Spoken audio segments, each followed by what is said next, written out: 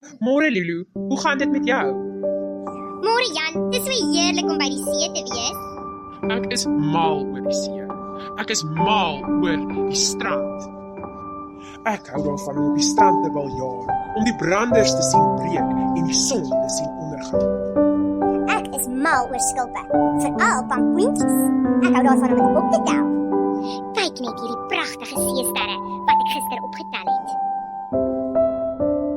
Hey Lulu, het jy al ooit 'n sandkasteel gebou?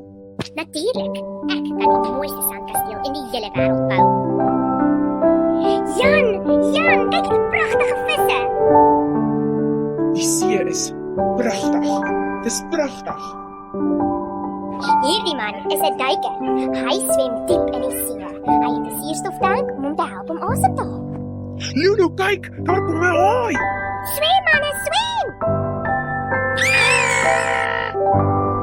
Sjoe, ek is darm verlig om op die veilige aarde te wees. Dankie tog.